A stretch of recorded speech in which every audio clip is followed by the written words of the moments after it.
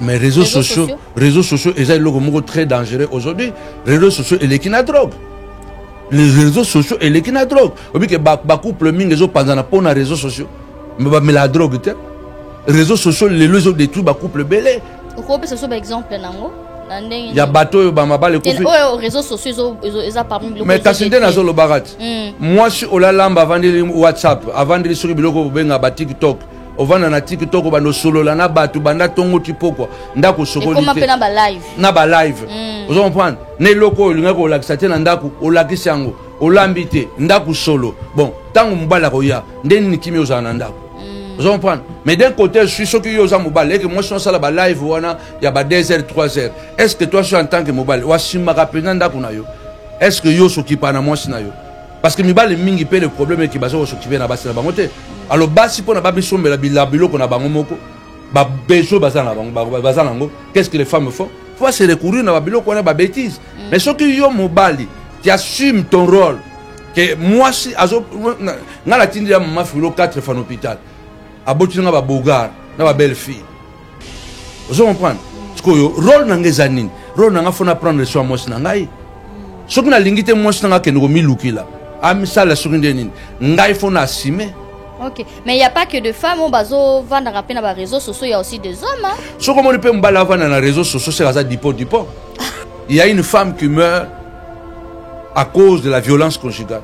Soit à koufi po mobile na yabomiye, soit à koufi po ex mobile na yabomiye.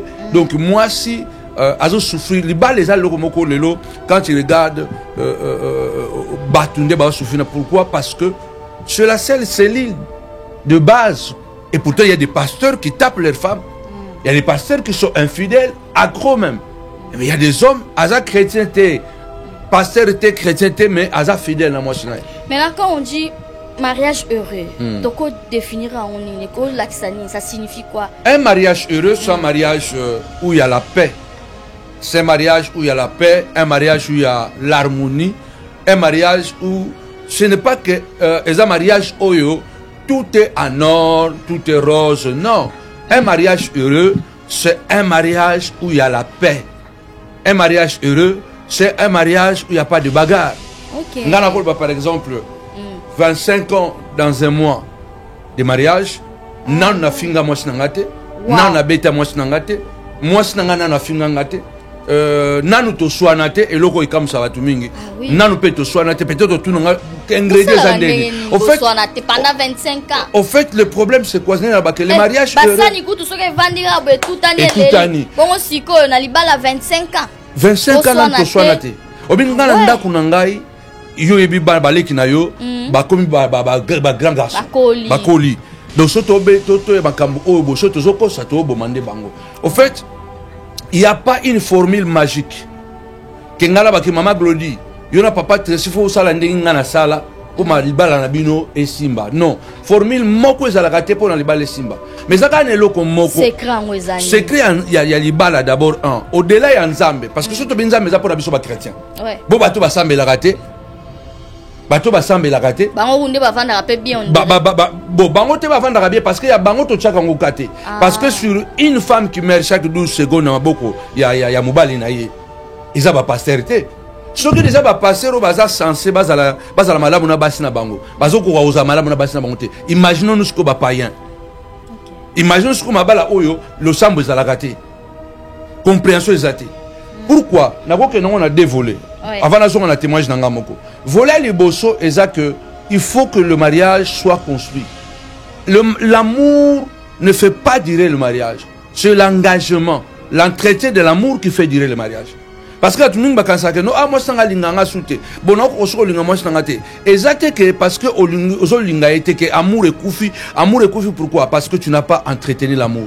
Amour est là la fleur. Ce qui fleur aux anango, aux entretenir, on te fleur et go koufa et go se faner. Parce que moi j'ai toujours cru que et dans la Bible le respect est supérieur à l'amour. Et ngai personnellement na santaka moi sanga na kati nanga. C'est très bien. Ngala santaka moi sanga te étrangère nanga. Nanda kuna ngai to vivaka na bana na moi sanga comme si on était une personne. Na kabula kate keneti bon moi sanga ye wana ngana za moi, je sens ma femme à l'intérieur de moi. Et puis bon, moi je crois que au fait, le mariage, ça ne se fait pas avec une personne. Le mariage, ça se fait avec deux personnes. Tant que le mariage, le mariage heureux, ce n'est pas mythe, c'est une réalité. En tout cas, il faut que donna. Moi, si je fais ça la part, je vais faire ça la part. Biso, ngana moi ngai, tu kangana tellement makasi. Pour moi, je suis dans la 19 ans. Waouh, comme elle est belle, maman Philo. Moi, je suis dans 19 ans. J'ai pris ma femme comme ma femme, mais comme aussi ma fille, comme ma petite soeur. Ngana viva mingna maman nangati. Natika maman nangana 14 ans. Donc j'ai aussi pris ma femme, na lingaki ke azala maman nanga. Azala pe maman. Donc j'ai pris ma femme, non pas seulement comme moi nanga, mais comme une mère. J'ai pris ma femme comme aussi ma fille spirituelle. J'ai pris ma femme comme aussi ma petite soeur. On appelle Mbalia malam. Mais Mobali, il faut la responsabilité wana ya ko s'occuper na moi sinayo. Moi ça toujours. Pourquoi vendre 10 ans sans qu'à se plaindre? Parce que abanda mona ke Mobali wa sana ndako, même Mobali à une église. Mobali à une église, il y en a ka na ndako. Moni, chiko yo na ndako za Mobali mususu. Na église za mutu mususu. C'est ça les grands problèmes. Tu veux maintenant que ta femme a la patience. L'église moi si la plus belle nanda ko kuno solisaraete. Nanda ko solisaraete, nanda ko trompakaye. Comment en fait, il faut que tu trouves ma qualité à moi sinayo, exploiter ma qualité à moi sinayo. Tu auras un mariage heureux maman. Merci beaucoup, l'homme de Dieu. Au jour d'aujourd'hui, l'Obama rappelle ça la mara, surtout biso en Europe, ma balle où mais la râle sous-souté. Déjà entendre couple Panzu 25 ans, c'est à féliciter. Mais biso on a pas jeune, même en Afrique, au Bali le après 1 à 2 ans, divorce. Par là, toko kolobanine concernant mariage. Il y a plusieurs facteurs.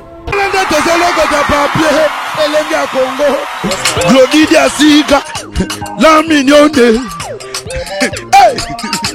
la mignonne, et Tracy Mbelenga Pro. C'est l'heure du débat à votre émission préférée avec la vôtre Glody Diassou Kalamian de la presse. Très heureuse de savoir que vous êtes tellement nombreux en train de nous suivre en ces nets moments. Aujourd'hui à l'heure du débat, je suis bénie et j'ai l'honneur de recevoir pour vous l'homme de Dieu, le prophète Samuel Panzu. Et là, j'en profite pour saluer tous les enfants de Dieu, tous les montagnards. De partout où vous nous suivez, tous les montagnards. Que le Seigneur vous bénisse. N'oubliez pas, on se retrouve tous les dimanches à partir de 10h. 10h à Novotel, Noisy-les-Grands, une seule adresse. Je vous invite, les montagnards, invitez aussi les gens, venez nombreux parce que c'est Dieu qui nous renouvelle sa bonté. Venez, nous allons glorifier le Seigneur, nous allons prier à travers la montagne de la prière. La prière, c'est mon église, c'est aussi ton église. Je vous invite. Voilà, je suis avec l'homme de Dieu, comme je venais de le dire tout à l'heure. C'est une grâce pour moi de le recevoir. Je suis vraiment bénie et honorée en même temps. Papa Samuel Panzu, déjà sur ces plateaux. Maman Philomena, je vous salue toute la famille Panzu. Je vous salue tous les enfants. Merveille. À Guillaume, joyeux anniversaire à toi. Que du bonheur. À Guillaume Panzu, que le Seigneur te bénisse encore abondamment. Continue toujours de œuvrer dans l'œuvre de le Seigneur. En tout cas, plein de bonnes choses. J'oublie pas mon évangéliste, mon fête, pourquoi pas Emmett aussi, je vous aime beaucoup. On va se voir les dimanches. Venez nombreux à l'église La Montagne de la Prière. Vous allez vivre comment est-ce que l'évangéliste, mon fait, prêche la parole de Dieu. Une jeune fille qui sert Dieu. Oh là là, nous sommes bénis à La Montagne de la Prière. Amen. Voilà, on se retrouve les dimanches. N'oubliez pas, hein, des allées bienvenus, Novotel, Noisy-les-Grands, il n'y a qu'une seule Novotel. Donc, ne manquez pas. Tous les dimanches, 10h. Et avant de recevoir l'homme de Dieu, je vais d'abord vous présenter ses livres Retour à l'expéditeur. Souvent, Boyo Kaka, Retour à l'expéditeur, vous attendez souvent parler de ça, Retour à l'expéditeur. Même à la maison, quand vous priez, bah, maman, bah, papa, vous commencez directement à dire Retour à l'expéditeur. Vous ne savez pas comment est-ce que le retour à l'expéditeur est quota. Et le christianisme, comment est-ce que le prophète est belé, comment kolobango, l'église nyonso, homme de Dieu, mais et laissez-moi vous dire que c'est grâce au prophète Samuel Panzu, on a zané un plateau, sala que non les retours à l'expéditeur et quota. Donc c'est grâce au prophète Panzu que nous savons tous C'est terre, rétro l'expéditeur. Maintenant, ici, dans ces livres, vous allez trouver plein de choses. Vous allez vous enrichir. En tout cas, tous les enfants de Dieu et toutes les personnes qui veulent pourquoi est-ce qu'on dit rétro l'expéditeur, allez-y vite, commandez ces livres sur Amazon. Là, vous allez beaucoup savoir, vous allez vous enrichir. Allez commander ces livres. À la place d'acheter les t-shirts de Versace là, commandez d'abord Rétro à l'expéditeur. Comme ça, dans le Rétro à l'expéditeur, vous allez savoir. Et là, qui et merci beaucoup, Papa Samuel Pan, de vous recevoir. Bonjour et bienvenue à l'ère du débat. Bonjour, Maman Glody. Plaisir partagé. On vous aime beaucoup. Merci. On vous porte au cœur, dans nos cœurs en tout cas. C'est toujours un plaisir. Ici, c'est chez moi. Vraiment. Je bénis Dieu, Papa Tracy, qui est toujours derrière la caméra. Et les enfants, et que Dieu vous bénisse abondamment. Merci beaucoup, Papa. J'aimerais bien que tu débutes dans le Sambo. Amen. Amen. Nzambe Topesio, merci pour ça. Nzamba Batan et la circonstance. Nous voulons te soumettre cette émission. Beaucoup de familles sont malades, des couples défigurés, déboussolés, décomposés, Seigneur de gloire. Tu as dit, oh Dieu, tu as vu ton peuple dans la détresse et tu as envoyé la parole et la parole les a guéris. Nous voulons que cette parole apporte la vie dans beaucoup de familles, Seigneur de gloire, malades, beaucoup de couples, Seigneur de gloire, désemparés. Nous te prions, toi qui es la force de l'homme, viens au milieu de nous du début jusqu'à la fin. Bénis Maman Glody qui va aussi poser toutes ces questions, Seigneur, qu'elle a dans son cœur. Permets, Seigneur de gloire, que le Saint-Esprit s'empare de son être, âme, corps et l'esprit. Nous voulons que ta présence, Papa, puisse nous conduire. Yahweh Sala, Lobela, Pekangula Mabota, Pona Lokumuna Yona Kombona Yesu. Amen. Amen. Merci, nous sommes bénis. Et déjà, aujourd'hui, j'aimerais plus tout solo la Marambetali et Mabota. Déjà, quand on dit Mabota, on trouve que les mariages, il y a des Simbaka, Libota. Voilà pourquoi la raison pour laquelle j'aimerais que cette émission, l'émission est édifiée.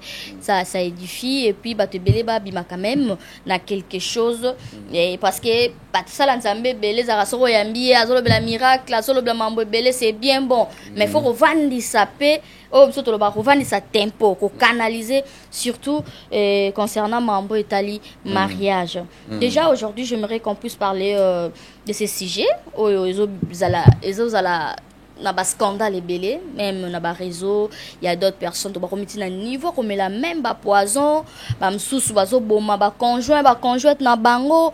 Il y a beaucoup de choses qui se passent dans le monde entier. Voilà, aujourd'hui j'aimerais tout solo là sur le sujet mariage heureux, mythe ou réalité. Na lingala to ko benga oni na lingala eza libala bosembo et lisapo réalité solo ou réalité libala bosembo lisapo to réalité. Okay. Voilà les sujets dalinga qui to développer ensemble non c'est la question on a si to ko abordant sous ça mikologoya to continuer pas de souci papa parce que ndeto fongoli yango boye to rozwa ba suggestion ba te belé et ko toucher parce que makambo to zolo bela ba couple les a vraiment bazo vivre surtout tobi mariage heureux hein mariage belé ça soit hérité. Déjà j'aimerais qu'on puisse parler de ces sujets aujourd'hui parce que na bio nzamba ça la ko makasi et surtout na mambo etali ba foyer en tout cas vous avez cette grâce. Déjà choix ya sujet oyo mariage heureux mythe ou réalité pona yo toko pona ngone c'est pourquoi les choix de ces sujets choix sujet oyo ezali maman eza que parce que les lots, en réalité, battent belé, bazone di malissou sur les balatés. Beaucoup de gens ne croient plus qu'il y a un mariage heureux. C'est devenu un mythe. Voilà, ce n'est plus la réalité parce que quand tu regardes ce qui se passe autour de nous, beaucoup de gens croient au mariage aujourd'hui. Beaucoup de gens ne croient plus, au mariage. Mais moi, je crois que le mariage heureux existe. Ce n'est pas du tout un mythe parce que moi-même, je suis parmi ces gens qui vivent le mariage heureux. Ah, vous avez donc, une grâce. Le mariage heureux existe, sauf que ce n'est pas un produit d'hasard, Maman Glody. Le mariage heureux, il faut le construire. Le mariage heureux, et ça existe. Mais sauf que, ils ont hasardé. Ce n'est pas que parce que au CP dans moi, subi CP dans mon bali bobalani, des mariages heureux. Ce n'est même pas parce que tout simplement, bobon de laka, des mariages heureux.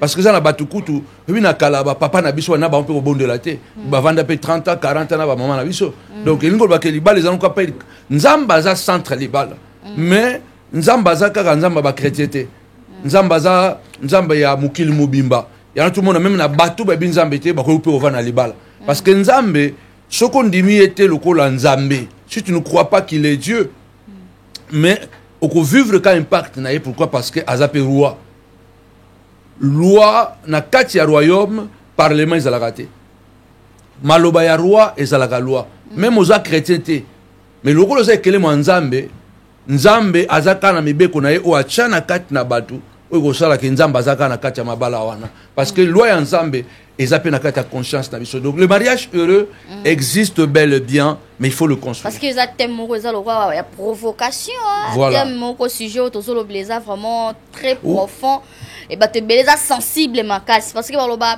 bino surtout basala nzambe oya koteya biso mariage heureux mais tandis que dans vos mariages makamama be ezosalama il y a grave ba maman ba souffrir ba maman va souffrir ba papa pasteur na infidélité na makambo belé n'habite obike baloba ke tanto ko la ba no ba ke muyaka moko afingisa ba yaka nyonso c'est ça n'habite suki tango wana mama glodi muyaka moko afingisa ba yaka nyonso lelo o na kata mukilo to vanda malheureusement quand on parle des hommes de Dieu et commis la honte quoi parce que to commis penza bato to zo pesa sous le kumute or bisonde batuto bongito sala nous sommes la lumière du monde ouais nous sommes la lumière du monde bisoto community ba zoba to community ba kuna français ba raillerie voilà en fait pourquoi parce que aujourd'hui l'église est malade les hommes de Dieu ont tellement sali l'église ou nous avons tellement sali l'église pour tout Nakati même si moi je ne suis pas de cela mais en réalité pourquoi batwazo croire souter parce que nous qui devrions être des enseignants, autrement tu peux s'endakisa, na mabalango, tu peux s'endakisa sous-souté. Biso tu vois la modèle, tu as sous modèle. Alors, le cola que biso nous surtout bacha biso na même nzungu. L'année comme quand le que bon, bah maman pasteur va souffrir. Maman Glodie ce que chaque 12 secondes na mukili, moi je moi akufaka na violence conjugale. Na mukili chaque 12 secondes, il y a une femme qui meurt à cause de la violence conjugale. Soit akufi po mobali na ya bomiye, soit akufi po ex mobali na ya bomiye. Donc moi si azo souffrir les balles les allo moko lelo quand tu regardes batunde ba souffrir pourquoi parce que c'est la seule cellule de base pour l'humanité. Et ça na structure moko te oyo nzamba tiana mokili oyo ko canaliser batu et comme ça batu ba comme batu à part les balles. Ils ont institution moko sacrée. Il y en a au monde même na bateau basambe la gâté. Ma bala na bango etenaka. Pourquoi parce que nzambe atenaka ma bala nyonso. Même bateau bébé nzambe te. Mais baza na loi ya nzambe na kati ya conscience na bango. Il y a des gens baza ba chrétiens même pas. Ne parlons même pas des pasteurs. Ce sont pas des chrétiens. Mais abeta moisinaité. C'est ça. Afinga pe moisinaité bazali. Et pourtant il y a des pasteurs qui tapent leurs femmes. Il y a des pasteurs qui sont infidèles, accros même. Mais il y a des hommes, asa chrétienté, pasteur était chrétienté, mais asa fidèle dans moi. Maintenant, quand on dit mariage heureux, donc on définira en ligne, ça signifie quoi? Un mariage heureux, c'est un mariage où il y a la paix. C'est un mariage où il y a la paix, un mariage où il y a l'harmonie, un mariage où ce n'est pas que un mariage où tout est en or, tout est rose, non. Un mariage heureux, c'est un mariage où il y a la paix. Un mariage heureux, c'est un mariage où il n'y a pas de bagarre. Ok. Par exemple, 25 ans dans un mois de mariage, nan na finga mwasi nangate, nan na beta mwasi nangate, mwasi nangana na finga ngate, nanu to soanate et loko ikam sa batu mingi. Nanu pe to soanate peut-être tout nanga ingrédients zandeni. Au fait soanate pendant 25 ans. Au fait le problème c'est quoi les mariages basa ni kutu soke vandira be tout année. Bon siko na libala 25 ans. 25 ans to soanate. Obinga na ndaku nangai yo yebi baleki na yo ba komi ba grand garçon. Bakoli. Donc soto be toto e makambo o bo soto zoko sato bo mande bango. Au fait il n'y a pas une formule magique. Kengala baki mama Glodie, yona papa Tracy fo sala ndinga na sala, pour ma libala na bino et simba. Non, formule moko ezalaka te pour na libala et simba. Mais ça quand eloko moko. Secret il y a libala d'abord un. Au-delà il y a nzambe parce que surtout nzambe za pour na biso ba chrétien. Ouais. Bo bato ba sambela raté. Bato ba sambela raté. Bango hunde ba vanda rapé bien on. Bon bango te ba vanda bien parce que y a bango to chaka ngokate. Parce que sur une femme qui meurt chaque 12 secondes na boko il y a mobali na ye. Ils ont pastorité. Ce qui déjà va passer au bazar censé bazala malamu na basi na bango. Bazoko wa oza malamu na basi na bango te. Imaginons nous ce que ba païen. OK. Imaginons ce que mabala oyo le sambo ezalaka te. Compréhension ezate. Pourquoi? Nako que non on a dévolé. Avant na on a témoignage na ngamoko. Voler les bosso eza que il faut que le mariage soit construit. L'amour ne fait pas durer le mariage. C'est l'engagement, l'entretien de l'amour qui fait durer le mariage. Parce que tout le monde pense que non, moi je suis linganga soute. Bon, non, je suis linganga moi je suis exact que parce que au linga était que amour et koufi pourquoi? Parce que tu n'as pas entretenu l'amour. Amour est là le la fleur. Ce qui fleur aux anango aux entretenir on te fleur et koufa et go se faner. Parce que moi j'ai toujours cru que et dans la Bible n'est dans mon que le respect est supérieur à l'amour. Ce que tali na kata Bible, on peut comprendre que nzamba za bolingo. Mais loko nzambe atiaka mingi point makasi ezaka bolingote eza respect. C'est vrai la Bible déclare tu aimeras l'Éternel ton Dieu de tout ton cœur de toute ton âme. Mais Bible dit que sokiyo olingi nzambe te nzamba ko bomomba la mokote. Mais Bible dit que soko bangi nzambe te akoboma yo. OK. Tu craindras le nom de l'Éternel. Tu ne prendras pas le nom de l'Éternel en vain, car l'Éternel ne laissera pas impuni celui qui prendra son nom en vain. Et loko eliboso soki tonto vansa libala. Un mariage heureux, il faut moko na moko kufa. C'est-à-dire que yo na papa Tracy boza boye, glody fois que je sais sous-souté, Tracy fois que je sais sous-souté, parce que Bible dit que des deviendront une seule personne. Ce qui égoïsme et kufite na kata libala. Ce qui yo kufite pour na mochna, c'est même c'est ce que la Bible déclare. Marie aimez vos femmes comme Christ a aimé l'église et il est mort pour l'église. Ce qui mobali aza prêté à kufa pona mwasi na ye. Soki mama glodi akufite na kati ya mobali na ye ekozala pasi libala ezana na ezala libala moko heureux libala moko bosembo. Secret oyo nga na kanisi na loba bien base nyonso eza nzambe. Pona biso ba Kristo. Parce que zape na bateau basambelaka te mais babalana babotaka pe bana bavanda pe 30 à 40 ans. C'est ça. Base nyonso tout eza le sambo. Scandale makasi pe zalaka te le roi ba chrétien.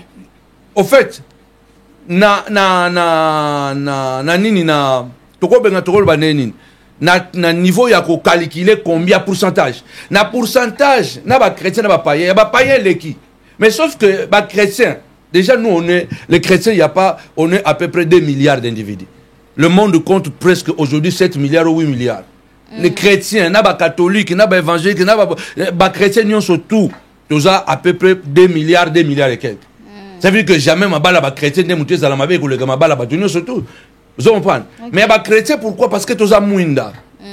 Tous à mungwa mokili. Donc on l'appelle exemple. Tous à par exemple. Ce que le romo boy et ça met la compte na biso et ça beaucoup plus d'ampleur que ce que ça la met na mutu mususu o ya sambela kana été et surtout à pasteur.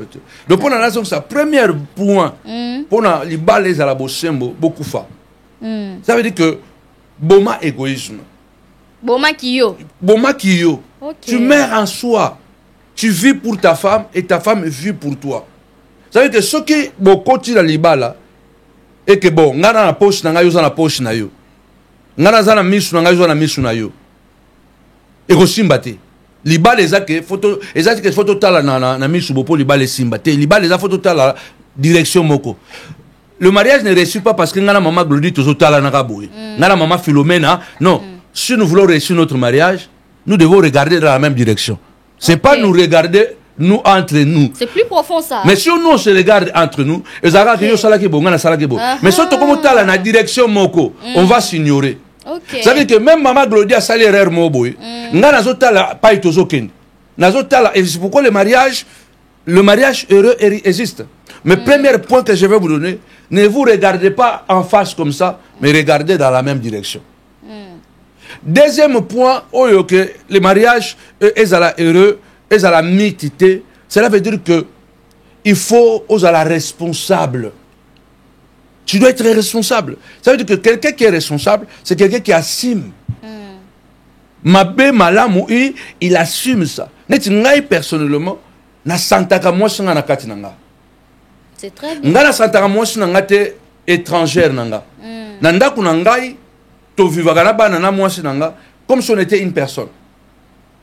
Na kabulaka te que neti bon mwasi nanga ye wana nga na za ah. Moi, je sens ma femme à l'intérieur de moi. Et puis bon, moi je crois que eza iloko batumi balé au fait. Le mariage, ça ne se fait pas avec une personne. Le mariage, ça se fait avec deux personnes. Tant au mariage, le mariage heureux, ce n'est pas mythe, c'est une réalité. En tout cas, il faut que donna. Moi, je fais ça la part naïe. Moubale peut faire ça la part naïe. Bisso, ngana moi nangai. Tu kangana tellement makasi. Pour moi, moi je suis bala moi sans 19 ans. Waouh, comme donc, elle est belle, maman Philo. Moi je suis 19 ans. J'ai pris ma femme comme ma femme, mais comme aussi ma fille, comme ma petite soeur. Nana viva mingna maman nangati. Na tika maman nanga na 14 ans. Donc j'ai aussi pris ma femme, na lingaki ke azala maman nanga. Azala pe maman. Donc j'ai pris ma femme, non pas seulement comme moi nanga, mais comme une mère. J'ai pris ma femme comme aussi ma fille spirituelle. J'ai pris ma femme comme aussi ma petite soeur. Donc, na kati ya libala, eza ba critère oyo eza important. Patience. Par exemple, ce que bali moi za patientité. Ce que bali mobali moko boye, aza la maîtrise de soi. Parce que patience c'est ça plus pour mbali, pour moi si. Maîtrise de soi eza pour na mobali. Mobali a muta ba maîtrise, muta charisme. Moi si aza mutu moko ya patience. Net moi si ngata na bali. Nepsi maman, tu es venu aux jeunes, au vent à 10 ans. Na 10 ans oyo okote yate. Au rebond de la pour nos offrande te, au banova na penanga na bosote, au banova na simakuna. Ezalara. Avant da 10 ans, moi sinanga avant da 10 ans à théâtre, na 10 ans à priata pour nos offrande te, j'avais déjà un grand ministère, ya munene mais na 10 ans avant na sima, avant da kanangati, ayekola. 10 ans tant koki a telemi na bondeli po na ye nde akomi ko sa musala. OK. Moi si fois là. Mais pourquoi seulement attendre 10 ans? Mais c'est ce principe que je m'étais fixé pour admirer vraiment. Akoma et lo konga na linga kia koma. Et résultat yango lelo. Obi moi sinangai ti lelo magaza maman pasteur. Ah oui la roté. Imagine toi depuis até qui il y a 4 mois na femme de valeur en mars. A toi tu dimanche passé. Dès dimanche passé. Ça fait presque 5 mois até raté. Donc azamu tout moko ti lelo a oui la microté. Ti lelo alinga toujours azalana na sima. Le contraire, il y a maman pasteur. Moi, si nangai, ah ben oui. Au fait, faut que tu en appelles moi ça malam. Faut que tu en appelles mbalia malam. Mais mon bali, il faut la responsabilité wana. Il y a qu'on s'occuper de moi sinayo. Moi, je t'en toujours. Pourquoi vendre 10 ans sans qu'à se plaindre?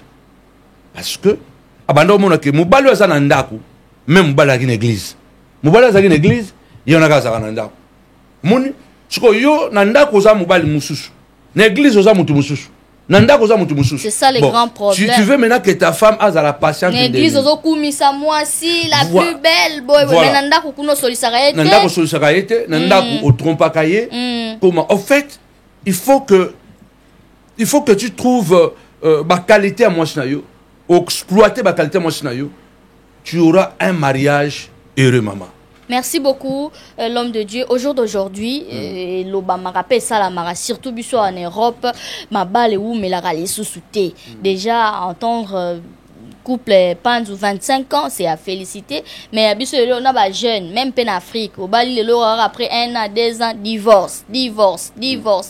Par là, toko kolobanin concernant mariage. Il y a plusieurs facteurs. Moukile comme tellement la vitesse mo bamakas. Il faut savoir que les lots avec les réseaux sociaux, avec le style de vie aujourd'hui, ce qui famille et zongi famille, parce que famille est d'abord cellule. Ok. Ce qui tout le monde cellule, c'est que le mot boye, il y a secret. Et le mot boye bon maman. Le lot il y a plus de secret dans les mariages. Donc ce qui bobal, ne bobal ni wana. Bozo se filmer na toilette. L'intimité ça la sous-souté. Est-ce que vous voyez bien que l'eau le bosso Satan a bondi ça na mukilezaki les balles. Tant que Adam était seul dans le jardin, Satan yagata. Satan yagata ngaka moi chaye. satanaïe. Donc, du fait qu'aujourd'hui, ma balle est omélatée, pourquoi? Ma base est sous-soutée. Il n'y a plus de secret, il n'y a plus la patience. Au quoi ça, je souhaite pas que mon ça ça l'année tingaï, mais mon tabali moi sinaye, ah bah que bon vendre 10 ans, mais bah ça lelo, mais n'habitez sur les années. Mais il y en a encore des femmes qui peuvent accepter que à côté à court, avant à continuer. Donc, les balles, les choses il y a des critères ébélés. La société a beaucoup changé. Les temps où ils ont vivre, ils ont Matuvi, Gucci, Versace, besoin de illusion. Ndezo komaka fondement ya libala. Or, ce qu'on continue dans libala, faut comprendre que au koti ne loko moko boy oyo et ozo au continue à compromission. Yo ke ipo na osunga viwana. Hein, oye pour nous sunga mobile pe a sunga yo. Quand tu entres dans une vie de couple, ça veut dire que tu t'engages à quelque chose pour na biso ba chrétien à sens unique. Et là qu'on a sur ça, il y a sens unique. Comment on ressent la sous ba erreur, il y a kotalaka libanda, il y a se distraire. Le mariage aujourd'hui ne dure pas. Pourquoi ba papa na biso ba mam so ba umela? Ba banda pe osambela te. Ba papa na so ndol ba parler la langue ta. Et puis bazalaka ba ne bangole ba kazukuteur ko sakana te ba donjon. Ba papa na biso ba botana ba se belé. Ba no bimana ba se pourquoi ba bala ngo vanda? Parce que ba maman na biso tant ba okota mabala. Ezaki pena ka ke libala. Ya lelo soke yindi. Donc na ye libala me ko sakana ngate. Na ye libala me ko sala boyité. En fait, nazo pas encourager ba infidélité ti akimo ya bibali. Mais pour dire que pourquoi na kalebanda romela, lelo zo melate parce qu'il y avait de valeurs. Il y avait des valeurs. Même quand tu me as avant le cas, moi si à quel libala, moi si à quel libala, et le cas je que biso tolingi divorce, le coup le bali tika la kuna. Lelo papa tokolo ba ke réseaux sociaux pesa moko parmi les biloko réseaux sala ke mabala beleza la et ou melate ba séparation za la makasi la divorce. Mais réseaux sociaux et ça le mot très dangereux aujourd'hui. Réseaux sociaux et les qui na drogue. Les réseaux sociaux et les qui na drogue. On dit que ba couple mingi les autres pendant pour na réseaux sociaux. Mais la drogue te. Réseaux sociaux les autres détruit ba couple belé. Au quoi peut ce exemple nango? Il y a bateau ba mabale ko. Les réseaux sociaux ils ont parmi biloko. Mais kasinde na zo lo barat. Moi si ola lamba vendre WhatsApp, avant de sur biloko benga ba TikTok. Ovanda na TikTok bando solo la na batu banda tongo tipo quoi ndako sokoli te comme na ba live vous comprenez ne loko linga ko lakisa te na ndako o lakisa yango o lambite ndako solo bon tango mubala ko ya ndeni ni kimi ozana ndako vous comprenez mais d'un côté je suis sûr que yoza mubala et que moi je suis la ba live wana ya ba 2h 3h est-ce que toi en tant que mubala wa simaka pena ndako na yo est-ce que yo s'occupe na moi sina yo parce que mibale mingi pe le problème est que baso s'occuper na basi na bangote alors basi pona ba bisombela biloko na bango moko ba beso bazana bango bazana ngo qu'est-ce que les femmes font faut se recourir na ba biloko na ba bêtises mais ce que yo mobali tu assumes ton rôle que moi si azo na la tindi ya mama filo 4 fois en hôpital aboti nga ba bogar na ba belle fille vous comprenez ce que yo rôle na ngezanini rôle na nga fona prendre soin moi si na ngai ce que na lingite moi si na nga ke ngo milukila amisala surindeni ngai fona assumer.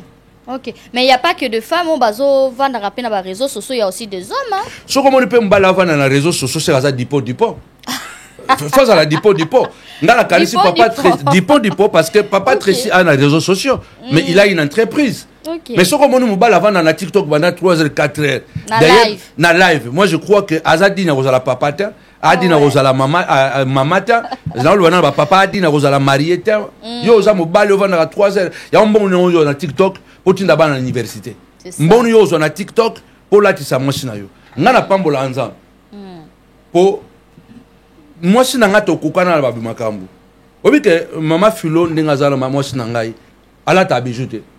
Ah bon? Est-ce que mon arrêté na ba grumete au monde a été casé na ba chenite na ba kingote azana ba grumete na ba maboko te opekisa ya la tarat ngai nganga mona mi pekisa ngo ya 30 ans passé na 95 95 ngazana na ba bijoux tant na zote ya le quoi to ba jeune ba bika laksa ba bijoux nga mona na moto nanga bible bike loko wana soza libako pona moto longolango na longola ba bijoux pena tout temps na ba Suisse ya minene na ola tango na longolango pe betsa mabatu mabakute ba bijoux na pesango na église na tikala kana grumete moko na longolango na tika mabi mukolo na robala na olatisa mwasi nanga gourmet oyo na misala nzambe nde naosala boye naosomba babijou banini mpo na mwasi na ngai nasala na coffret ya babijou mpo na mwasi na nga tant tobalani nalatisa ye gourmet wana akuta babijou wana obiki nakoyi biso loko moko toyamba mosali na nzambe après kaka nasi 2 à 3 ans toyamba mosali na nzambe moko na ndako na biso ateyaka mpa na biso asalaka une semaine tant mosali na nzambe wana azokende mama filo azwa coffret ya babijou na apesa mosali na nzambe wana na permission na yo abisinga papa nga namoni na sema yango asema babijou wana même gourmet oyo nga nalatisa ye oyo ateka te depuis omona mama filo combien foni na gourmet ah c'est rare hein mwasi nanga déjà alinga or te matalana pete alinga mpe matalana mais déjà or alinga nango te o bagrumete bachenete na kingo alinga nango te o babag na misapi alinga yango te le seul bag bomitungisa te mpo na bag oyo tozosala 25 ans tozosala mosusu donc quand tu croises une femme comme ça t'arrange aussi déjà zo comprendre nango donc quelquefois bamabala ezomela te po basi mingi pe baposa na bango nde ezosalaka ezobomaka mabala na bango matalana lokola mama Glody alati oyo nga mpe fona lata oyo lokola mama Glody alati Gucci nga mpe fona lata Gucci soko omoni madame nanga omoni na biloko wana te omoni na biloko wana te basaki moko compliqué babijou de même gourmet wana on a simbi on a latisa ya fiançailles ti lelo asala pe 7 mois 8 mois 9 mois lati yango te donc comment tu ne peux pas aimer une telle femme? Comment on peut ça tout est pour moi c'est oyaboye oyazo permettre vraiment que hein au lingaye. Mais comme j'ai dit, l'amour n'est pas suffisant pour avoir un mariage heureux. C'est ça. Il faut entretenir l'amour. Il faut soigner l'amour. Et on soigne l'amour par le respect. Obiso, tant que ça que non, nanto soit naté na mwasi nangai, batumi bakamaka. Est-ce que bala ange, est-ce que tombo kakate? Mais oui. Bible dit que tombo ya lisumuta. Si vous vous mettez en colère, ne péchez pas. Il peut m'arriver de me fâcher. Moi je n'anga ko silika. Mais ko silika na biso jamais et même moko na biso afinga. Moko na biso agangela muninga. Non. Ko silika ko za kelo wana sepe na hote, ba mona se terre. Tu choisissez le coin. Na ko pesa bino pe stratégie na mama Glody na papa Tricia. C'est très bien. So ko moni que papa Tricia so asiliki tangaka muno nao. Biso to me pesa loi na mbali nanga na mwasi nanga pardon. Do soki mwasi nangai accompagne que no papa azolo basu c'est papa siliki. Ye pa lo basu te. Siko ngana lo ba loko na sepe na ngote boy ya ko lo bate. To kovanda tant so pas na raison. To kovanda mona kaka bobu avato lala.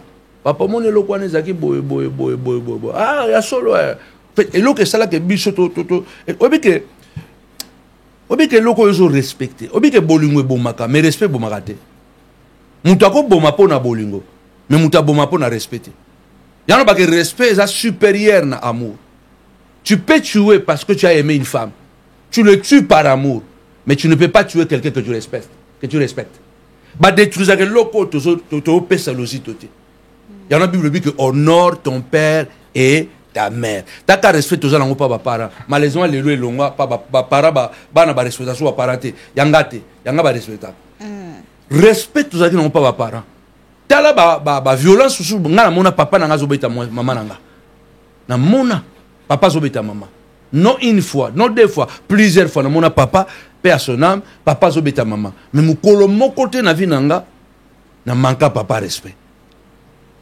Na kola, na bokola papa nanga, na sombla papa nanga, ba mituka, ba nini, jamais. Pourquoi? C'est le respect. Donc, ce qui bolingi libala ezala malamu. Un, boza na secret. Nyonso anda kuna bino yango balobaka te. Boza na batu mingi bako sepela na bonheur na bino te. Batu mingi bako sepela na bonheur na bino te. Yango na préférera plus simplicité au fait. Bozala bino boa ba star boza batu moko faut bochaka ba biloko bino c'est bon parce que ça musana bino. Mais nous autres là, nous avons la vocation que funa bano laksaka ba bijou, funa la ba ndaku, funa la bano laksaka ba nini. Donc libala no maman même boza ba star, libala na bino makamu na bino faut suka na ndaku na bino. Et puis so bolingi libala bino ezala heureux, bo associaka batu na libala na bino te. mutu moka basosiaka na libala eza nzambe soko asosie même tata mama keba po satana koleka na nzela tata na mama adétruire mpe libala po Adam na Eva pare na bango ezalaka nzambe paster na bango ezalaki nzambe mais libala elinga ekufa. Pourquoi? Parce que nyoka ayaki à côté. Donc il y a plusieurs facteurs aujourd'hui au salaki mabala et aux ala heureux et surtout qu'on voit que les hommes de Dieu eux-mêmes qui devaient être des modèles ne sont pas des modèles. Donc voilà où en sommes-nous. Mais moi je crois que le mariage heureux ça existe. Bozana ba secret. Linga mwasi na yo, linga ye bien, mais surtout respectez. Respectez mobali na yo. Respectez bana. Honorer bana na yo. Même baza moni bakoko na ngande ba mikiona. Respecta ka bango, ko beta ka bango te. So na biso ke ngai baleki na yo wana Samuel na yo ya mibali. Na pesa bango ba fessé tina âge ba 6 ans. Lelo Samuel a sala 24 ans, Aguillon 23 ans. Na beta bango te. Ya basi kutu na beta bango te. Na beta ape bana te. Na beta bana te, na finga ka bana te. So na gangeli ban, na gangela bango na positivité. Yo na mayelo yo zanango. Okoya na ngana ba nota boy. Olo finga mwana ke tala mutu, oza zoba te, ezala ma façon bo yo ko gangela mwana. Maintenant mwana kutu amoni ko gangeli eto kumisi yende. En fait, il faut tous aller là-bas. Astuce moko boye ko permettre biso que tous aller là-bas. Merci beaucoup l'homme de Dieu. Point mon na linga ki peto lo belango, il y a pardon dans mariage. Pour ça point mon repé yango pe ezaka pasi ya kosenga partenaire na pardon. Le pardon c'est un pouvoir. Comme on dit dans la Bible, pardonnez-vous réciproquement. So bolingi bo kende liboso na libala, le pardon doit exister. Mais tu exagères peut-être le pardon. Par exemple, si tu as tableau, tu as bon, patience, na nazala beaucoup plus patience nangana maman nangana bake moi nangana beaucoup plus patiente que ngai. Pardon, en tout cas ngana moi nangana to se pardonnaka l'un et l'autre. Mais na kati ya pardon na photo insister pe. Pardon peut est comme ma faiblesse était. Pardon peut comme ma faiblesse que non, nazo continuer ko sala moi nangana mabe. Bon na singa ka pardon.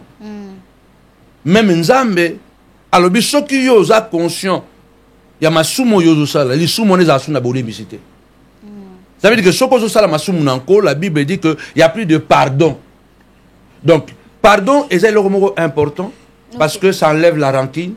Ko pardonner malheureusement pardon est ça ko bosanati. Mais quoi ça la première pas comme que non moi quoi ça la première pas comme orgueil tout ça ils ont mais c'est ça na égoïsme surtout orgueil na libala orgueil est dangereux orgueil est poison na kati libala pour ceux qui yo lingo cha lo lendo na kati libala lo bon ya za mwasi ngana za mubali o détruire libala na yo ah nga de toute façon nga pe na tanga nga pe na sala boya mubali bo nga pe na osala boy o détruire libala. Pardon est un élément moko essentiel mais là on a zo que pardon to exagérer nango pété. Ça veut dire que toi utiliser pardon te hein comme un élément moko boya ko salaka mabe. Lelo na trompé moi sinanga pardon. Na trompé mbali nanga pardon. Na trompé les sous pardon. En tout cas tout exénué. Mais le pardon c'est un élément que nous devons utiliser. Na katia libala. Parce que ko pardonner moninga eza ko reconnaître pe que yo pe osala pe ba faute. Mais to kenenango mushikate. Mais surtout ko longola orgueil. Nga so na sentir que loko wana ngam na tort. Na comprendre que eloko na loba ki on mabe. Yana moni mwasi na ngai à ce terme. Ma philosophie eloko na se pe nango te. Elle a une attitude. A poser attitude moko boye. Nga moko dana comprendre mama siliki. Vous comprenez? Ce qu'on a repoussé na ngane fona poussa no lendo te. Orgueil ni. Ngane na poussa mami, qu'est-ce qui se passe? Non, eloko no lobaki wana ah mami ngana lobela ki ngo boye pona benga mwasi nga mami. Eloko na lobela ki ngo boye. Ah non en tout cas limbi sangai. Mais mobali mususu oyebi pena tam susu s'exprimer ki mabe. Moi si père on a respect à une attitude. Or attitude on est à kelbi yakato solo. Yakato résoudre ngo. Yo ce que je la susu yo mto sala ki mabe. Aux choses que moi sindaya asenga yo pardon ça n'existe pas. Vice versa pe na moi si. Soko moni ke no mobali a joué attitude mo bo ko sala ke lo mo boy. Tala ngamba la mususu ça m'a comme belé pour na tikilo lo ba mama na to ke na so ngata to bala madame nangai bisanga tala muto bobo alinga kaote muto bobo alinga kaote yo benga ka bobo oyine sa madame nangani ngabitala mama s'il te plaît kuta ngana ye est-ce que va peut sa réponse à néona pas moi sina moi je n'ai pas que notala muto yo ngana o sentir que muto alinga kaote muto aza bobo mais ngana répondant moi sinanga s'il te plaît okuta ngana ye tika ngana ye. Des années plus tard, n'a pas ça moi c'est raison. Vous comprenez? Oui. Donc la place où on a 5 ans moi c'est pardon ti lelo na rappelango ah soki na yoga kayo na évité ba blom il y a 10 ans avant. OK. Voilà, on continue. C'est ta pause pardon. Allô? D'accord maman, bon lien. On met ma casse. C'est bon, on continue. Voilà, merci beaucoup l'homme de Dieu. On continue cette émission. Ah, tout petit sujet à Libala. En tout cas, ils ont vraiment sujet est touché vraiment. Mais la linga qui peut tolobela na lombango, tolobela likambo concerné et frère Nayo, ils ont vraiment à la toile. Ah, coup diaspora et marché sur yango concernant l'Ivoire maman Blanchot Atika Kibiso, mais les loyo. Et l'homme de Dieu, pasteur Marcelo, a se remarié juste après 1 an. Nalingo sala quand même analyse concernant le dossier parce que makambo combien belé jusqu'au point où on que yende muto aboma mama Blanche. Donc moi mobali abomi moi sinae l'homme de Dieu Marcelo tunasi muto aboma mama Blanche.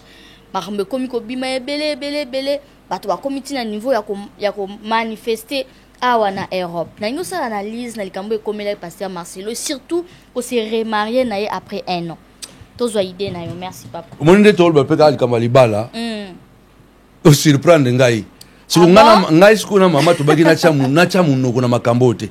Oh, même ba oloba menenge ni yozu l'homme de Dieu mambo zonginda boy otuni eloko te. Omoni te mama kama za tema ya pasi makasi mama Glody. Siku mo sanga bisanga ke na cha na kotsa mutu na makambote au fait. Donc na kosa mutu na makambote na évité na préféré logo moko boye. Qu'est-ce que je peux dire par là? On réfléchit rebelle boy. Les terrain glissant. Au moni a passé. Moi j'ai connu Maman Blanche. De son vivant. Namona une fois dans Vinanga. Okay. C'est lui-même le passé Marcelo qui m'avait présenté na croisade na Liboso. Makambo za tellement passé quoi. Ya on nazo kokolo bangote. Zomona, nazo kokolo bangote parce qu'au fait nazo kokate nazo micha na place ya passé Marcelo. Nazo micha na place ya famille à Maman Blanche. Et ça tellement difficile, ya on a ligne ko s'exprimer. Voilà la makambo de ceux qui t'occupent vraiment au sauter dossier bon bana tuna bon ceux qui n'a tuni bon la moni pesé ma casse na tuna bon c'est-il possible de se remarier 1 an après le décès de son épouse? Kazo oko sanka na kati ya tellement bon yo lo balola nenga ya pasteur Marcelo te mais pesa biso quand même point de vue na yo analyse na yo si on appelle ce point de vue na ngai et ko toucher kaka passer Marcelo toucher kaka personnel Maman Blanche. Donc en fait na lingi pena ko s'exprimer te na dossier mais c'est comme si bato belé baso banga na bango surtout bino ba pasteur bo se soutenir na bino ko banga ndeni mama Glody binga makenga na mutu na banga kata mais sauf que j'aime beaucoup les gens ngai na lingi mingi bato parce qu'au niveau makambo ndenge keili et opesa nga somme en fait donc nazo ba souté et pas ni na kokoti ça mutu na nga na problème en tout cas ce que moi je pouvais faire je le fais en coulisses en public comme ça nazo linga. Moi je n'ai pas que papa makambo za tellement ya passé kocha mutu na yo na makambo te ko lobelango pété et ça vraiment pour na respect te za ko sundola te et a respect pasteur Marcelo te respect on a ça nango pona ko ça analyse nango te pona ni mais lope maman filo ko za la te 1 an après on se remarié te longole lokwana au nom de Jésus longole lokwana maman filo ko za la kaka te maman filo ko za omoni lo mo faut éviter lo na ko bake to éviter le lokwana hein o soki mo sinanga kufi o soki mo pardon ma filo ko ba makeyo 120 ans ngai lokwana na linga mote parce que to pese exemple omoni depuis na banda kote Depuis na banda évangile. Na teyaka. Na yeko bala. Ok. Ça fait 25 ans. Ok. Na matin na nanu na lobate. Ok. A soki mukomususu mama filo akufi. D'accord. Nanu na lobango. Bon, et puis mi pa na ngana pese exemple. Na bike ma filo sala ngula 120 mama ans. filo. Mais siko lelo yo bon, na te likamusu na chata ngai. Ngai na boy pe yo, na boy yo, na boy pe très tika la veuve. Obi que la parole Christ a dit ceci. Les paroles que je vous ai données sont esprit et vie. Le loba nyonso tozo bimisaka. Eza esprit. Ce que ça négatif et cause appelle négativité, ça exprime quoi négative. Donc après on dit maintenant bako ce que ngale on a coufi longo lango. On va lui accoufer moi si un an après à se remarier. To longo la cas exemple. To dis comme on va lui accoufer moi si un an après à se remarier. Et ça malamu to ça na piège wana mama. Si na biso to ra question wana malamu to mabe. Bon, en tout cas personnellement, nako s'exprimer par rapport ndenge de konangai autiko ko bala na kolbaka ke ezo dépendre en tout cas na ba culture na ba société Zolanda. Donc il y a des sociétés où un après mutabali na Bible pe normalement bibliquement eza na date te eza na tante oyo mutu akoki ko akoko bala soki moko akufi to baka moko hein so deuil quoi ta deuil mais normalement chez nous les Bantous je crois que ils ont bien que nous tamwa deuil chez nous les Bantous plus d'un an que tant deuil ça veut dire que moi tamoro parce qu'on a habité sur ça 1 an ils ont 5 ans ils ont mais tamoro bois deuil on a biso Bantou en tout cas nasi yango les arabien. OK. Ah là là là. On a moyo ben yango musika o meli te ngapela lingite ke yolo bako soki yo kufi ko kufate na lingite te moi na ngatre pour to bi à Marcel pasteur Marcelo wa bozo zo par na ye bozo ko ko te ngala ko jamais par ya passer Marcelo au détriment ya Maman Blanche bana touché bango wapi obi foi bake obi na Afrique to banini di ba le bota ekufarate di ba le bota ekufarate jamais mutakabula Maman Blanche na Marcelo et aussi kalaka bongo timukile okufa parce que jamais ba okabula famille Kandolo na famille Marcelo pas famille Tunasi parce que ba oracle bazali ba shukrani bazali anyonso bimina kati wana mais ba okabula ko makila donc na bi ba okama bon terme te na bi ma makila neti nga pourquoi na zulu nga ko s'exprimer te eza pona ba oracle eza pona bana il y a trop de gens qui parlent tellement na ngala linso ko kotisa makambo na kati wana te eza penza pona bana en fait. Il y a un lingi qui a fait analyse et ça au fait pour un respect envers mon frère Marcelo et respect pour notre personnel ngana mona Maman Blanche na Belgique parce que Marcelo a présenté ngayabi Maman Blanche ta la prophète Samuel wana zaki mukie munene nani Maman Blanche maman wana kala azaki Maman Blanche agi Maman Blanche une belle femme donc et l'autre impressionnant n'a pas Maman Blanche mbal na présenté ngaye Dala prophète Samuel yeyo bon parce que ngana prophète zaka pona makambo pona passer Marcelo a présenté ngai pas Maman Blanche personnam obi na comme ngonga Maman Blanche te ah bon tant mbali na présenté nga abaluki sourire nka bomonana aseki apesinga mbota papa nzamba kumisama to vanda wana na mesa tito sisa na yoka ngongo na ete. Ok, tant prophète pour non, c'était une femme de valeur en fait. Non, ça est très calme. Non, c'était une femme, en fait, on a monnaie une fois, mais l'autre impressionnant est que pour la maman wana personnel, et ça la basi mingi, ya matalana wana, ce que nous la présenter au mutu, balmo bando tourner bando loba, a sega ka pesi ngambote, to vana mesa to bando solola, ya makama mobali na ye. Ti tolongwa na mesa na yoka lisusu mungongo ya Maman Blanche te. Donc en fait nazolo ba makambo te ezapna pour un respect ya Marcelo na Maman Blanche quoi na bana en fait c'est pourquoi na linko lobate fait. OK ngasi ko poto si ça message moko soki eza ya kwa adresser peut-être pas l'homme de Dieu et Rosalani Marcelo Tunasi peut-être aux occasions kotala babande ko ba rotindela ye la paix du Christ nzamba pese kimia okana ko loba ngwana. OK nzamba pese kimia nzamba na pese kimia parce que quand lui il souffre imaginons nous les enfants pour bana ba asu ba bébé te bana ba koli donc nzamba pese ka kimia. Voilà. Merci beaucoup.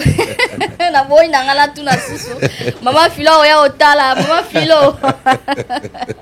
Voilà, c'est un grand plaisir, papa, de vous recevoir. Et surtout, ce thème, le mariage heureux. Toujours à jeudi prochain. Toroya, sous le mythe ou réalité. Toroya, si on a bateau, on a poison, bateau, comme na souka, ya libala, bateau, misusu pe baboya na bazongana, mariage, misusu, et koufaka, et zongi. Nyonso na toroya kolobela ngo lisusu et na sepeli kozwayo to comme na suka ezana message mususu falo pesa concernant l'église concernant la nyonso tolobia message kana ko pesa pa libota na nzambe ozana mwasi batela mwasi ozana mobali batela mobali ozana bana batela bana hôpital a solo ezala ka famille soki pe eza prison malamu eza ka famille parce que zani na kati ya famille na kati ya libota nde et pas nini toujours à base fondation et existence nabiso. Donc que Dieu vous fasse grâce le mariage heureux existe, c'est pas un mythe mais il faut le construire. Nzambe na la batela bino toza na jeûne et prière na montagne de la prière ministrise donc ezobanda lundi oyo à partir de minuit ezobanda jeûne to aussi sango dimanche le 31 août. Okay. Donc, tout ça, na kati ya ligne téléphonique. Ça pour clôturer mois. Parce qu'en fait, chaque mois, la fin de la chaque dernière semaine à mois, tout ça, jeûne et prière. Okay. On a eu beaucoup de choses, toujours refaire, mais en tout cas, d'ici là, le programme est belé kozonga, il y a veillé à menene, parce que notre livre là, Retour à l'expéditeur, les doctrines oyo, les doctrines oyo est révolutionné, bah te belé. Nakatia Mokili Oyo, Soko Beti même na l'IA qui a introduit la doctrine des retours à l'expéditeur, après c'est une information. Les lots Oyo Toka retour à l'envoyeur, il y a des pasteurs au Nigeria, partout donc et comment. Mais la première personne Oyo à côté de sa doctrine Oyo, et ça votre humble frère, le prophète Samuel Panjou, Soko Beti on a Google le roman nango. En tout cas, et en Amazon, en présentiel Pesali. Ce qui est extraordinaire, c'est comprendre juste un moment. Livre Oyo, au-delà, il y a christianisme. Parce que livre Oyo, ceux qui m'ont abondé dans le livre Oyo, même à païen, ça fonctionne. Parce que dans le livre, il y a retour à l'envoyeur, retour à l'expéditeur. Donc, ma belle Yosalinga n'a droit, n'a devoir, n'a zong sila yongo. Parce que, awa toujours la kisayo, ba technique nini. Bah verset ni nous cotiser la Bible pour le Koana et Zongelaï. Ce qui fait que même les musulmans, même les hindous, bah itisaka livre Oyo et bah mon abikam. Voilà. Alors en tout cas, Nzamba Pambolabino, tous la bino na kata. Culte de victoire tous les dimanches. Tous les dimanches à Noisy-le-Grand à partir il y a 10h. Tozawana, Novotel D, allez bienvenue, 93 160 Noisy-le-Grand. Et puis Novotel les Aka Moko na Noisy-le-Grand. Donc, voilà. On vous attend là tous les dimanches. Et puis, très bientôt, là, à partir du mois de septembre, vous allez avoir événement et vous allez bêler, fiche et tout ça. Voilà, la semaine, vous allez rencontrer vos ongles. Merci beaucoup, le prophète Samuel Panzou. Nous sommes arrivés à la fin de cette émission. N'oubliez pas cette date aussi, le 13 septembre 2025, au Dojo de Paris, là où le frère Patrice Ngoy Moussoko a reçu produire. Dans la question, si vous avez une question à curiosité, Papa Talinga. Pourquoi les chrétiens vont se soutenir raté? Au moins, les frères Patrice a concerne les chrétiens, mais belé va se soutenir raté. Parce que les chrétiens sont chrétiens. Les chrétiens sont chrétiens. Non. Oh. En fait, Facebook à papa. En fait, le problème que nous avons aujourd'hui, l'église est malade. Pour tout le chrétien ne se soutiennent pas parce que les chrétiens sont chrétiens. Comment banane? Comment va pas chrétien et tout ça. En fait, aujourd'hui, c'est Mathieu voiture à malamu, kolata malamu et tout ça. Alors, quand intérêt personnel, Bible au lieu de considérer tes propres intérêts, considère aussi les intérêts des autres. Okay. Regarde les autres plus importants que toi. C'est comme le qu'on a soutenu dans le christianisme. On a sali veillé nangai, na lingi ngai kaka. En fait, on ne se soutient pas pourquoi? Parce que comment on a kamga bon moto quoi. C'est l'église qui est malade. Il y a un monde qui va tout souper. Comment on a besoin de bichon moko va nous na quoi nao. Non, là qui me Congo. Voilà, prenez vos billets pour ce 13 septembre au Dojo de Paris. Il y aura. Mais Nabi quand même, voilà, pour soutenir des copatrices Ngoy Moussoko. Il n'est pas comme un pasteur. Donc, pour soutenir, il y a beaucoup de beaux somba babillés, beaux à la ébélé et au salabien. Toyora Bangebe, Toyora bonjour. Dans la montagne de la prière, Peba Rosala, c'est 13 septembre au Dojo de Paris. Merci, c'était là l'homme de Dieu, le prophète Samuel Panzou, à bénir Bisso. Papa, maman, beau vendre malam, naliba, beau vivre un mariage heureux. Et à la mitité, et à la sapoter. Le mariage heureux existe. Merci beaucoup, l'homme de Dieu. Merci, on maman. se retrouve prochainement avec un nouveau numéro. Au revoir. Merci, au revoir. Que Dieu vous bénisse. Olo likamba wela kate Olo bordo pasa la kakwedete Abidjan DJ Maison awa toza Chez Maman Nicole Malonga Longonda moi Sinzambe À Château Rouge mieux qu'on soit ma bonne château rouge ça va pour awa dans la château rouge so yo qu'on soit ma bonne tout ça va produit ya ma Nicole awa ngana lingi na vimbisa poitrine na vimbisa tele za ba chiffon na tie o te chiffon na tie chiffon ko na ina za nango naturel na place na ke Tunisie comme le bel nga ke pas Maman Nicole BBLT ba pomade les ba produit on est ban château rouge baloba yango château rouge au kitika na métro la libula métro mala moko awa ba komi wana awa toza na moni yango awa Bazalaga bafana Lelo ba komi awa toza awa nyonso rozwa magasin kitoko propre Maman Nicole Malonga yeyo. Voilà, vos alliés à la maison à Toza chez Nicole Malonga à Toza, comme on dit toujours. Alors, Toza, la spécialité de la produit à Toza, pour la grossissement à sein, fesses, mollets et hanches. Là, Toza, l'examine juste produit à Toza, ou ça la maralabo, coco et angoyo, ou ya mibali.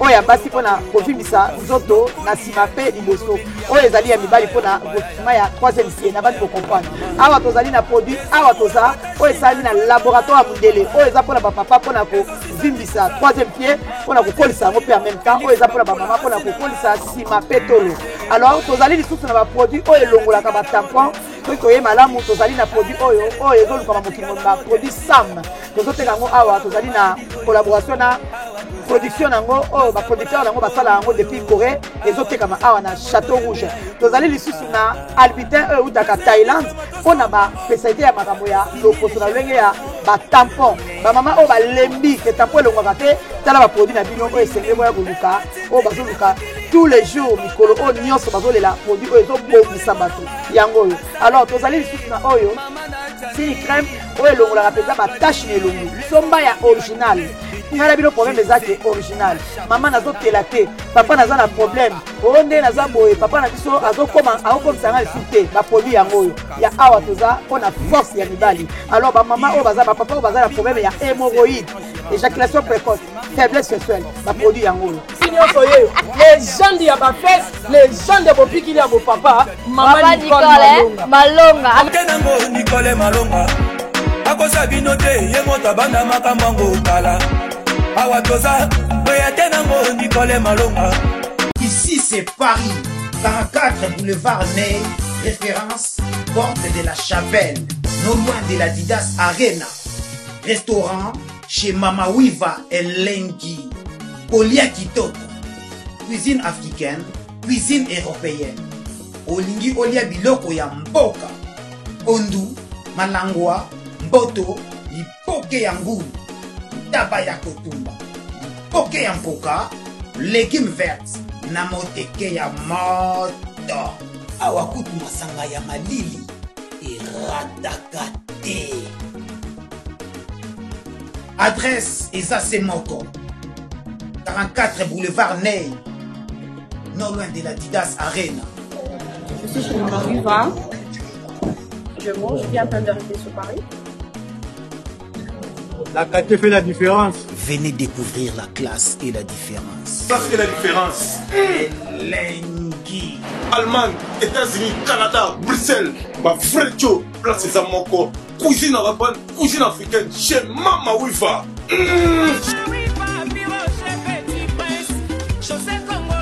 Nanyango sala masumu te na mokili oyo atombola mosapi. Biso nyonso tout ozali bato masumu yango tozoluka elongi na Nzambe. Église ya Ozana efungwami na kati ya Paris, non loin ya Gare du Nord. Église oyo ezali église ya repentance, ya kokumisa Nzambe, église ya combat, ya ba prière ya autorité pona kobenga na monguna mingi pona ba oyo batambola partout baluka ba délivrance babika te boyeba ete na kati ya Ozana bokobika toujours. Ozana besoin ya intermédiaire te pona komona papa Moïse. Chaque dimanche après culte bokobanda koleka ba délivrance po ete Bible ezokoloba na biso ete nzoto na biso ezali temple na Yesu. Awa na Ozana biso kaka Yesu liboso nyonso na sima. Ozana besoin de délivrance boso na mokili suka nango okobika. Bato bakufa misu bakomi komona, bato ba AVC bakomi normal pona ba directive nenga koya na église nenga kokoma na veiller. Contactez Mama Thérèse Matondo bino moko botala ba témoignage. Na umil mingi na komela bakisi na lembaki na obaki na tiki Nzambe asala me Nzambe ya papa Moïse Makoma asalelinga lelo yo naza mwasi esengo business ezotambola avec paix. Bien aimé, soki oyoki partout papa Moïse azali luka moyen olanda ye, luka moyen ozwa likangoli na yo. Bato bamonaka te bamoni na misu nanga, bato batambola te batamboli na misu nanga. Eza kutu likambo te ke o bayebisinga nga moko okomona na penzambo asalelinga azape capable à kosalela yo oko témoigner pe lokolanga. Nzamba papa Moïse bisiko zali, je glorifie le nom de Dieu de notre papa Moïse Makoma. Nanyango azokoloba ete Nzamba salaka lisusu te ndenge abandaki kosala na kala. Awa bato babikaka toujours. Nzamba za terminus, Ozana eza terminus. Tango bokoya bokobika kaka. Le 31 août 2025 église na biso fungwami na kati ya Paris. Ozana na Paris chaque dimanche après culte tozana ba délivrance pe ba suivi ya tout le monde ba koleka délivrance ba problème na bino mokolo wana ekosila ba maladie incurable ekosila tous les problèmes ya bana autiste ekosila. Le 23 août 2025 tozali na veillée ya délivrance tokobanda na 21h tina 6h biso na bandoki bitumba na bitumba. Nzambe azalaka toujours elonga boya ebele église na biso fungwami nazozela bino na moto. Oh Paris,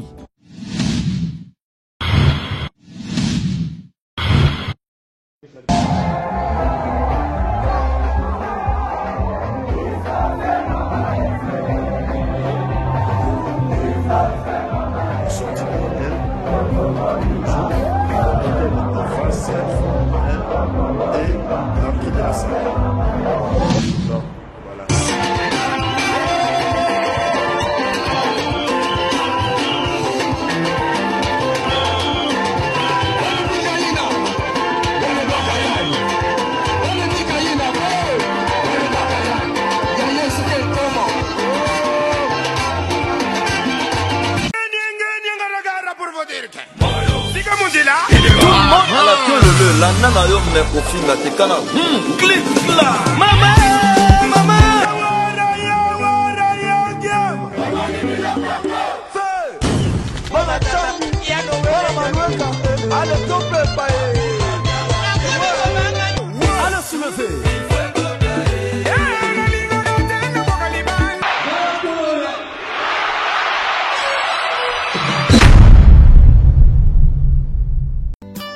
Djonga Part, un cadre qui vous convient pour votre séjour en famille à Kinshasa.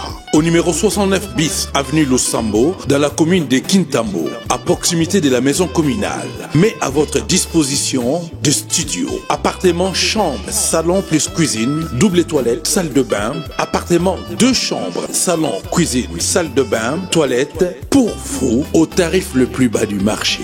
Alimentation électrique garantie avec groupe électrogène et panneaux solaires.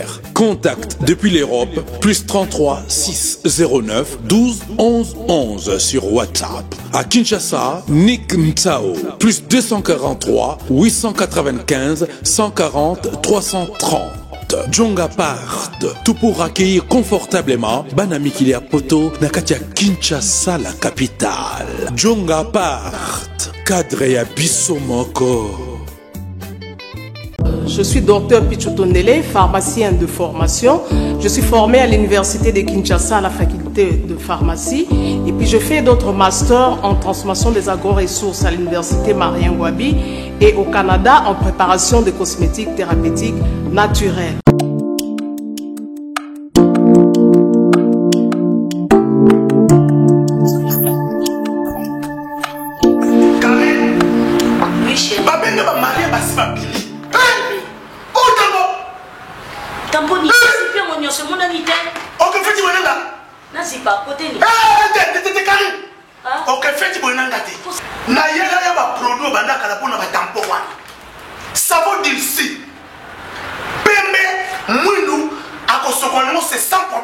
D'ici au collagène pour le traitement de taches, tampons, vergetures, rides et poches. D'ici réparateur pour le traitement des acnés, de points noirs et pour régénérer votre peau. Utilisez toute la gamme, le sérum, le savon et gel douche. D'ici cheveux pour le traitement de cheveux abîmés. Utilisez l'huile et son shampoing. Avec Dixie. Toujours. Maman Rit, vous sentez le tabac? Chez maman Hélène qui souhaite. Pato Zarana Hélène. On a Savini. Oh wapi. Oh qui pose au lit. Tabac fraîche boé. Oh ngoulou. Démarrer voiture. Mbalamoro. Et pas maman Hélène qui souhaite. Au lit, elle a assuré. D'après mon pied, au lit qui toque. Quand la vangane n'a pas tabou, ça tient. Pas tomber en même temps aux olia. Propriété Mahamoutou qui toque. Maman Hélène, je suis ma fille quand maman bantaba boete au terre. Après na service traiteur. On a fête. On a cérémonie mon peu importe baptême nios. Aza service traiteur moko. Mota la ngamo ko non le bo moni de quoi me sikito. Amen. Ya. Amen. Boni. C'est quoi nous ani? C'est quoi c'est seulement qui la coquille en plus il y a aussi yo kangi o bata melin bata savini quoi zo rapa na yo na tsobangi ba contacter ngai na 07 53 82 87 72 chez maman Hélène qui souemi na zana Damari le lycée 456 avenue du colonel Fabien. Référence Nabiche Zali, Renault, Mosquée. Nazad tout près à gare, 12 minutes na makolo na gare. Gare à Melin. Bataba restaurant babenga yo. Bataba restaurant na sara barquette na livraka na ba restaurant, na livraka na ba mama oyo batekaka na ba wenze, na livraka na ba ndako. Donc à partir ya 70 € na bandako na ko livrer. Voilà, pour nous tout en tout cas. Oya chez maman Hélène qui suit mon maman. Vous avez décidé.